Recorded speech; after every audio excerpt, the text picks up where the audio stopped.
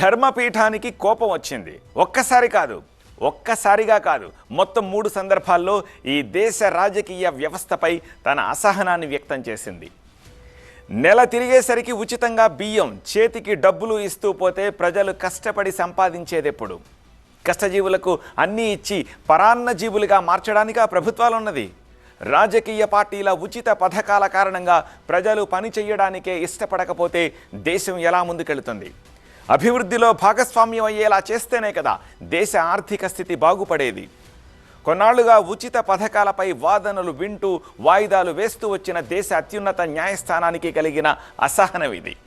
ఇక రెండో అంశం, ఎంపీలే కానీ ఎమ్మెల్యేలే కానీ దేశవ్యాప్తంగా కనీసం 46 నుంచి 48% మంది ప్రజాప్రతినిధులు అత్యంత తీవ్రమైన నేరాల్లో దోషులుగా తేలిన వారే ఉన్నారు. ఏకంగా 42% సిట్టింగ్ సభ్యులపై పెండింగ్ కేసులు ఉండడం సిగ్గుచేటు కాదా అంటూ తన ధర్మాగ్రహాన్ని వ్యక్తం చేసింది. ఇక మూడవ అంశం, ఓ పార్టీపై గెలిచి మరో పార్టీలోకి వెళ్ళడం ఏమిటి? అలా వెళ్ళడం పార్టీ ఫిరాయింపుల చట్టానికి విరుద్ధమేగా. అయినా సరే ఆ ప్రజాప్రతినిధులపై వేటు వేయకుండా స్పీకర్లు ఆలస్యం చేయడం ఏమిటి? ఇది సుప్రీంకోర్టు అసహనం. ఇంతకీ ఈ 3 అంశాలు కొన్నాళ్లుగా నలుగుతూనే ఉన్నాయిగా. ఇప్పుడే ఎందుకని ఇంత అసహనం వ్యక్తం చేయాల్సి వచ్చింది? సుప్రీంకోర్టు ధర్మాగ్రహం వెనక కారణం ఏమిటి? కంప్లీట్ అనాలిసిస్ చూద్దాం ఇవాల్టి ఎక్స్క్లూజివ్లో. ఈ లోకంలో ఏది ఉచితంగా లభించదు. మరి ఉచిత పథకాల పేరుతో చేతిలోకి డబ్బెలా వస్తుంది? మరెవరో చెల్లించిన ట్యాక్స్ డబ్బులు మరెవరి చేతికో వస్తున్నాయి, లేదా ఉచితాల పేరుతో ప్రభుత్వాలు ఖర్చు పెట్టేస్తున్న డబ్బుల్ని మరెవరో చెల్లించాల్సి వస్తోంది. అంతే తప్ప ఏది ఊరికే రాదు. ఉచిత పథకాల కాలం మొదలైనప్పటి నుంచి దేశంలో ధరలు విపరీతంగా పెరిగిపోయాయి.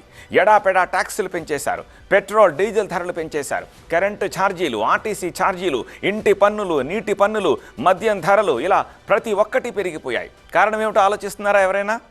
ట్యాక్స్ రూపంలో కడుతూ ఉన్న ప్రజల డబ్బుల్ని ప్రభుత్వాలు పప్పు బెల్లాల్లా పంచిపెట్టేస్తుండడం వల్లే ఈ పరిస్థితి.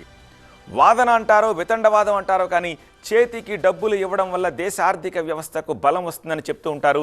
కానీ చేతికి డబ్బులు రాగానే ఎవరైనా సరే ఖర్చు పెట్టేయాలని అనుకుంటూ ఉంటారు. దానివల్ల దేశంలో వినిమయం పెరుగుతుంది, తిరిగి ఆ డబ్బు ఆర్థిక వ్యవస్థలోకే వెళుతుంది. దీనివల్ల దేశం బాగుపడుతుంది అంటుంటారు. నిజమే, కానీ ఉత్పాదకత లేనప్పుడు ఇలాంటి వ్యవస్థ ఉండి లాభం లేదంటుంటారు ఆర్థికవేత్తలు. సపోజ్ ఓ వ్యక్తి ఉన్నాడు, ఏదో ఒక పని చేసి కష్టపడి పని చేస్తాడు. అది రోడ్డు వేయడం కావచ్చు, బ్రిడ్జిలు కట్టడం కావచ్చు, లేదా ఇంకేదైనా ప్రాజెక్టు కావచ్చు. దానివల్ల దేశానికి ఒక ఉపయోగం కలుగుతుంది, ప్రొడక్టివిటీ పెరుగుతుంది. ఆ పని చేసినందుకు ఆ వ్యక్తి చేతికి డబ్బులు కూడా వస్తాయి. అలా వచ్చిన డబ్బులు ఖర్చు పెడతాడు. సో ఆ రీతిన దేశ ఆర్థిక వ్యవస్థ పెరగాలి తప్పితే ఉచితంగా డబ్బులిచ్చి దేశ ఆర్థిక వ్యవస్థ బలోపేతం కోసమే పథకాలు ఇస్తున్నాం అనడం కరెక్ట్ కానే కాదు. కొందరు ఆర్థికవేత్తలు ఈ పరిస్థితిని ఎలా చూస్తారు అంటే, దేశ ప్రజలకు చేతి నిండా పని కూడా కల్పించలేని ప్రభుత్వాల అసమర్థత అని ఓ స్టేట్మెంట్ ఇచ్చేస్తారు. ఆర్థికవేత్తలు చెప్పేదాని ప్రకారం సబ్సిడీలు వేరు, ఉచితాలు వేరు. సబ్సిడీల వల్ల కొన్ని సందర్భాల్లో పెట్టిన ఖర్చు తిరిగి వస్తుంది. కానీ ఉచితాల పేరుతో ఇచ్చేది గోడకు వేసిన సున్నంలా ఏదీ తిరిగి రాదు. పోనీ అర్హులైన వారికే ఉచితాలు అందుతున్నాయా అంటే, నకిలీ సర్టిఫికెట్లు పెట్టిన వారికి కూడా ఇవి అందుతున్నాయి. పోనీ చేతిలో డబ్బులు దండిగా ఉన్నప్పుడు ఎన్ని పథకాలైనా ఇవ్వచ్చు, ఎంత డబ్బైనా చేతిలో పెట్టచ్చు. కానీ లక్షల కోట్ల రూపాయలు అప్పు చేసి మరీ ఈ డబ్బు పంచడం ఏమిటి? అందుకే దేశ ప్రజల్ని పరాన్నజీవులుగా తయారు చేస్తున్నారా అంటూ ఆగ్రహం వ్యక్తం చేసింది కోర్టు. మహారాష్ట్రలో ఉచిత పథకాలు ఇస్తూ ఉండడంతో రైతులకు కూలీలు దొరకట్లేదని ఆవేదన వ్యక్తం చేసింది.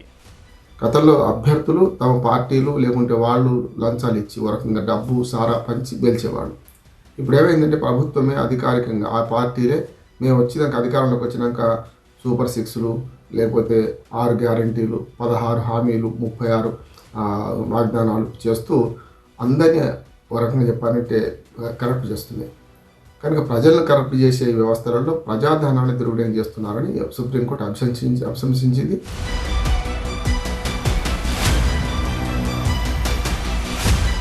2 రోజుల క్రితం ఓ వార్త వచ్చింది. 2025-26 బడ్జెట్ అంచనాల ప్రకారం కేంద్ర ప్రభుత్వం అప్పులు 200 లక్షల కోట్ల రూపాయలు.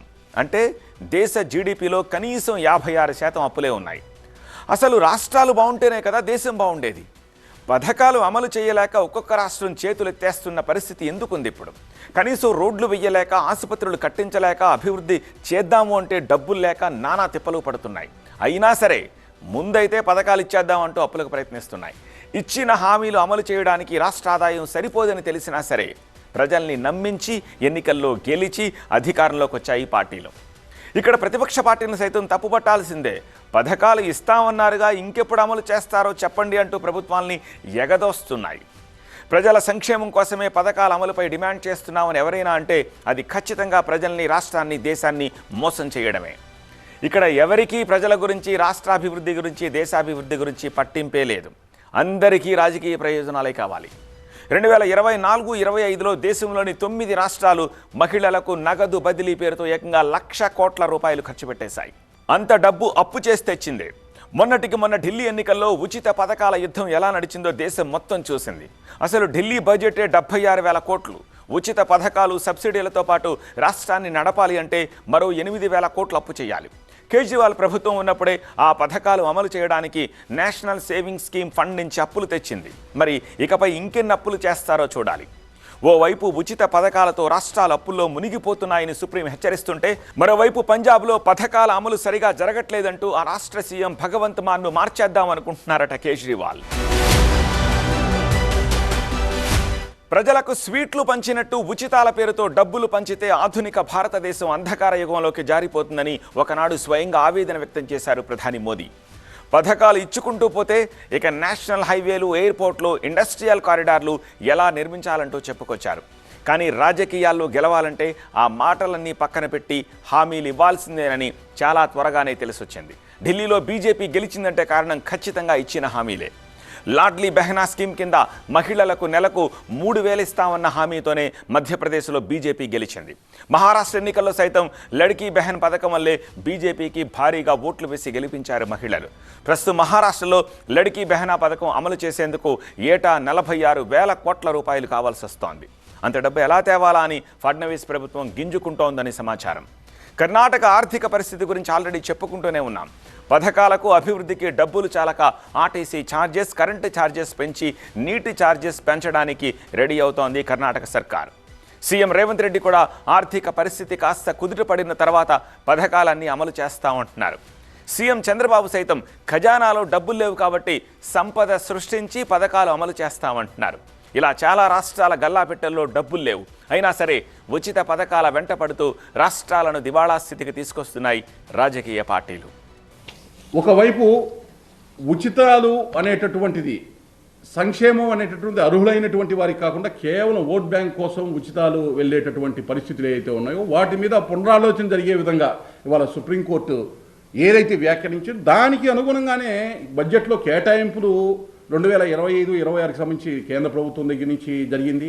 అలాగే రాష్ట్రంలో కూడా ఏదైతే దీర్ఘకాలిక అభివృద్ధి, రెండో వైపు అర్హులకి సంక్షేమం వచ్చేటటువంటి విధంగా బడ్జెట్ రూపకల్పన రాష్ట్రంలో కూడా జరుగుతూ ఉంది. దోపిడీ గురి కాకుండా అర్హులకి అందే విధంగా చూడాల్సినటువంటి అవసరం ఉంది. రెండో వైపు మిగతా చోట్ల కూడా ఒక అసెట్ క్రియేషను, లేకపోతే ప్రొడక్టివిటీ పెంచేటటువంటి విధంగా పథకాలు మ్యాచింగ్ చేసేటటువంటి విధంగా ఉండాలనేటటువంటిది సూచన. ఆ మధ్య రాహుల్ గాంధీ కేంద్ర ఆరోగ్య శాఖ మంత్రి జేపీ నడ్డాకు ఒక లేఖ రాశారు. ఢిల్లీ ఎయిమ్స్ ఆసుపత్రికి వెళితే అక్కడి కారిడార్లలో, ఫుట్పాత్ల మీద వందల మంది వేచి చూస్తున్నారట. ఆసుపత్రిలో చూపించుకోవడానికి తమ వంతు వచ్చే వరకు అలా పడిగాపులు పడుతున్నారని. దీన్ని బట్టి ఏమర్థమవుతుంది? ముందుగా దేశానికి కావాల్సింది విద్య, వైద్యం, మంచినీరు, మంచి రోడ్లు, కాస్త అభివృద్ధి. కానీ వీటి గురించి ఆలోచించట్లేదు ఎవరు. ప్రజల చేతికి అలా డబ్బులు ఇస్తే ఆసుపత్రులు పుట్టుకొస్తాయా? రోడ్లు, ఫ్లైఓవర్లు, ప్రాజెక్టులు భూమిలోంచి పొడుచుకొస్తాయా? రాజకీయ పార్టీలు ఈ మాత్రం కూడా ఆలోచించలేకపోతున్నాయనే ఆవేదన సుప్రీంకోర్టుది కూడా. ఇంతకీ ఉచిత హామీలపై ఇంత అసహనం రావడానికి కారణం ఏమిటో తెలుసా? పట్టణాల్లో నిరాశ్రయులైన వారికి ఎలాగోలాగా గూడు కల్పించాలంటూ సుప్రీంకోర్టులో పిటిషన్ వేశారు ఒకరు. దీనిపై విచారించిన ధర్మాసనం ఉచితాలు కాకుండా ఇలాంటి వారిపై శ్రద్ధ పెడితే మంచిదని అభిప్రాయపడింది. ఉచితాలు అవసరమే. కొంతవరకు సంక్షేమము, అభివృద్ధి రెండు కళ్ళలా సాగాలంటే ఉచితాలు అవసరమే. పెన్షన్లు కానీ, వృద్ధాప్య పెన్షన్లు కానీ, ఆకలికి అన్నము, వేదనకు ఔషధం అన్నారు. ఆకలి కలిగిన వాడికి అన్నము, వేదనకు ఔషధం పెట్టడం మంచిదే.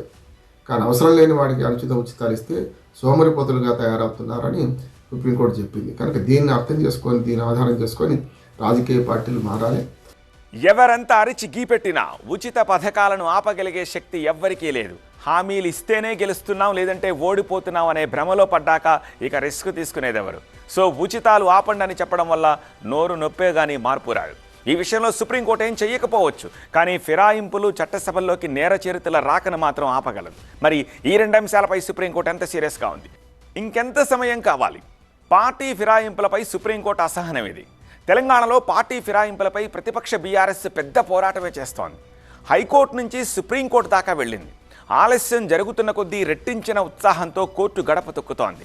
ఆ సమయంలోనే తెలంగాణ ప్రభుత్వం తరపున వాదనలు వినిపించారు ముకుల్ రోహిత్కి. ఆల్రెడీ నోటీసులు ఇచ్చాం, యాక్షన్ తీసుకుంటాం, కాకపోతే రీజనబుల్ టైం ఇవ్వండి అని ధర్మాసనాన్ని కోరారు.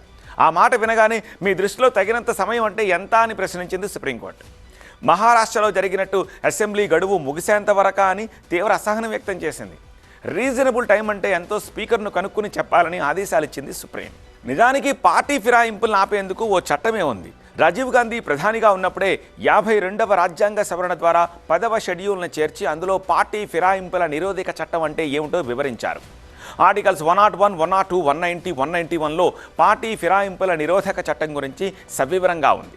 అయినా సరే అందులో కొన్ని లొసుగులు కూడా ఉన్నాయి. సపోజ్ పార్టీ ఫిరాయించారంటూ ఎవరైనా ఫిర్యాదు చేస్తే మండలిలో అయితే చైర్మన్, అసెంబ్లీలో అయితే స్పీకర్ నిర్ణయం తీసుకోవాలి. అంతిమ నిర్ణయాధికారం స్పీకర్కు మాత్రమే ఉంటుంది. అనర్హత వేటుకు సంబంధించిన నిర్ణయాధికారాలు న్యాయస్థానాలకు లేవు. ఈ రూల్ను అడ్డం పెట్టుకునే చాలామంది పార్టీ ఫిరాయిస్తూ వచ్చారు. అయితే స్పీకర్కు పూర్తి నిర్ణయాధికారం ఉన్నప్పటికీ స్పీకర్ నిర్ణయంపై కోర్టులు రాజ్యాంగ సమీక్ష చేసే అధికారం కలిగి ఉంటాయని 2 కేసులలో సుప్రీంకోర్టు చాలా స్పష్టంగా చెప్పింది. ఇప్పటికీ ఫిరాయింపుల చట్టం అక్కరగాని చుట్టం అయిపోయింది, ఎవరికి పనికి రావడం లేదు. కనుక ఫిరాయింపు కాగానే వెంటనే పదవి పోయే మార్గం ఉండాలి. స్పీకర్లకు అధికారం ఉండదు, స్పీకర్లకు విచక్షణ జ్ఞానం ఉండదు, అధికారం ఉండదు. కనుక బీఫామ్ మీద పోటీ చేసి ఒకవేళ పార్టీ మారగానే లేకుండా పార్టీ సస్పెండ్ చేసిన వెంటనే పదవి పోయే అవకాశం ఉండాలి, చట్టంలో కల్పించాలి. వీటన్నిటి మీద సుప్రీంకోర్టులో కేసులు పడ్డాయి. స్పీకర్ పక్షపాతంగా వ్యవహరించడమో, నిర్ణయంపై ఆలస్యం చేయడమో లేదా రాజకీయ ఒత్తిళ్ల కారణంగా న్యాయమైన తీర్పు ఇవ్వకపోవడమే జరిగితే ఖచ్చితంగా జోక్యం చేసుకుంటామని చెప్తోంది సుప్రీంకోర్టు. దీన్ని బట్టి ఏమర్థమవుతుందంటే పార్టీ ఫిరాయింపుల నిరోధక చట్టం ప్రకారం సభ్యుల అనర్హతలను ప్రకటించడంలో స్పీకర్ది మాత్రమే తుది నిర్ణయం కాదు. స్పీకర్ నిర్ణయం న్యాయ సమీక్షకు ఖచ్చితంగా లోబడే ఉంటుందనేది సుప్రీంకోర్టు ఇచ్చిన క్లారిటీ. మరి గతంలో సుప్రీంకోర్టు జోక్యం చేసుకున్న సందర్భాలు ఏమైనా ఉన్నాయా అంటే ఉన్నాయి. 2019లో కర్ణాటకలో కాంగ్రెస్ జేడీఎస్ ఎమ్మెల్యేలు రాజీనామా చేసినప్పుడు స్పీకర్ వారి రాజీనామాల్ని ఆమోదించలేదు. దీనిపై సుప్రీంకోర్టు జోక్యం చేసుకుని స్పీకర్ నిర్ణయాన్ని కొట్టేసింది. 2022లో మహారాష్ట్రలో శివసేన ఎమ్మెల్యేలు తిరుగుబాటు చేసినప్పుడు స్పీకర్ వారిపై అనర్హత వేటు వేశారు. దీనిపై సుప్రీంకోర్టు జోక్యం చేసుకుని స్పీకర్ నిర్ణయాన్ని సమర్థించింది. నిజానికి ఫిరాయింపుల కేసులలో సుప్రీంకోర్టు జోక్యం చేసుకోవడం అనేది చాలా క్లిష్టమైన అంశం. ఒక్కో కేసును బట్టి ఇచ్చే తీర్పు మారుతూ ఉంటుంది. ఆ ధైర్యంతోనే పార్టీ ఫిరాయింపులపై నిర్ణయాలను ఆలస్యం చేస్తూ వస్తున్నాయి ప్రభుత్వాలు. కానీ సుప్రీంకోర్టు మాత్రం పార్టీ ఫిరాయింపులపై చాలా సీరియస్గా ఉంటోంది. దీంతో కాంగ్రెస్ పార్టీలో చేరిన బీఆర్ఎస్ ఎమ్మెల్యేలకు భయం మొదలైంది అంటున్నారు రాజకీయ విశ్లేషకులు. నిజానికి ఫిరాయింపుల చట్టం వర్తించకుండా ఉండాలి అంటే బీఆర్ఎస్ నుంచి మొత్తం 25 మంది ఎమ్మెల్యేలు చేరాల్సి ఉంటుంది. కానీ 10 మంది ఎమ్మెల్యేలే కాంగ్రెస్ కండువా కప్పుకున్నారు. మిగతా వాళ్లు చేరేలోపే కోర్టు జోక్యం చేసుకుని తీర్పిస్తే గనక తెలంగాణలో ఉప ఎన్నికలు తప్పవు.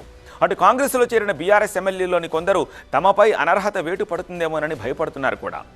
బీఆర్ఎస్ కోరుకుంటున్నట్టుగా 10 మంది ఎమ్మెల్యేలపై అనర్హత వేటు పడితే వచ్చే ఉప ఎన్నికలను తమకు అనుకూలంగా మార్చుకుని తిరిగి రాజకీయంగా బలపడాలనుకుంటోంది గులాబీ పార్టీ. మరి ఉప ఎన్నికలు వస్తాయో, మరో 15 మందిని లాగేసుకుంటారో, లేదా ఇలా కొంతకాలం సాగదీస్తూ పోతారో చూడాలి. ఇక సుప్రీంకోర్టు బాగా సీరియస్ అయిన మరో అంశం దోషులుగా తేలిన నేతలు చట్టసభలకు వస్తూ ఉండడం. హత్యలు చేసిన వాళ్ళ ఈ దేశంలో రాజకీయ పార్టీలు నడిపేది అంటూ అత్యున్నత న్యాయస్థానం అసహనం వ్యక్తం చేసింది.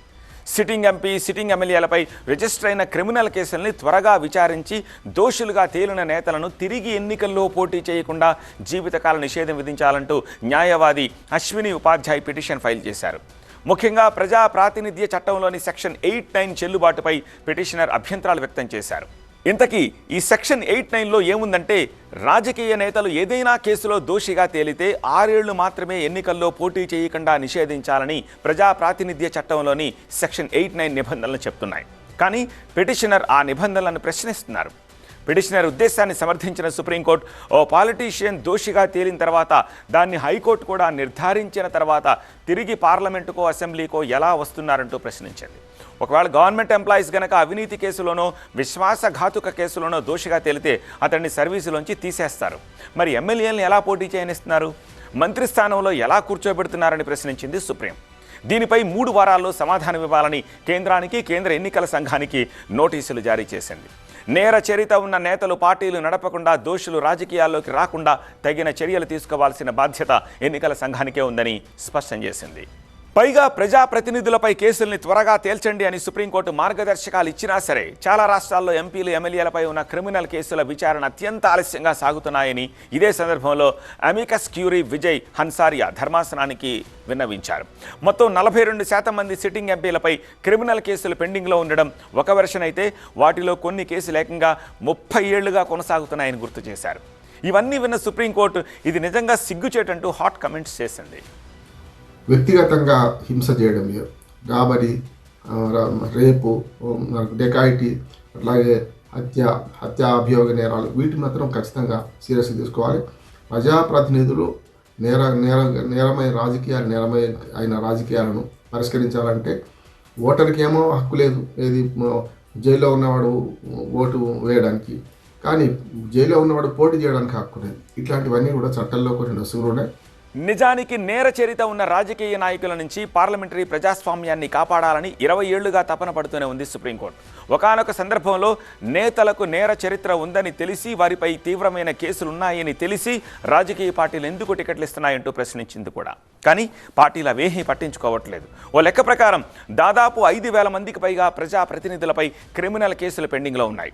వీళ్ళలో ఎక్కువ మంది హత్యలు, అత్యాచారాలు, కిడ్నాప్లు, దొంగతనాలు చేసిన వాళ్ళు ఉన్నారు. అందుకే 2018లో 12 ఫాస్ట్ ట్రాక్ కోర్టులను సిద్ధం చేసి ఏడాదిలోగా ప్రజాప్రతినిధులపై ఉన్న కేసులన్నీ విచారించి తుది తీర్పులు కూడా ఇవ్వాలని ఓ లక్ష్యాన్ని కూడా నిర్దేశించింది సుప్రీంకోర్టు. స్టే ఉన్న కేసులను సైతం రోజువారీ విచారణ జరిపి 2 నెలల్లో తేల్చేయాలని చెప్పింది. ఓవైపు సుప్రీంకోర్టు మార్గదర్శకాలు ఇంత క్లియర్గా ఉన్నా సరే తీర్పులు ఆలస్యం అవుతున్నాయి. ఈ ఆలస్యమే నేర చరిత్ర ఉన్న రాజకీయ నాయకులకు కొండంత బలాన్ని ఇస్తోంది.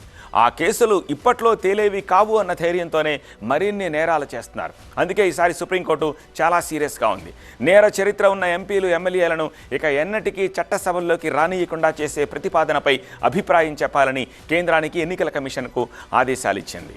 ఫైనల్గా సుప్రీంకోర్టు అసహనం వ్యక్తం చేసిన ఈ అంశాలపై కేంద్ర, రాష్ట్ర ప్రభుత్వాలు రియలైజ్ అయితే మాత్రం దేశంలో ఒక విప్లవాత్మక మార్పు ఖచ్చితంగా కనిపిస్తోంది. మరి అది సాకారం అవుతుందా? చూడాలి. ఇది ఇవాల్టి TV9 ఎక్స్క్లూజివ్. చూస్తూనే ఉండండి TV9.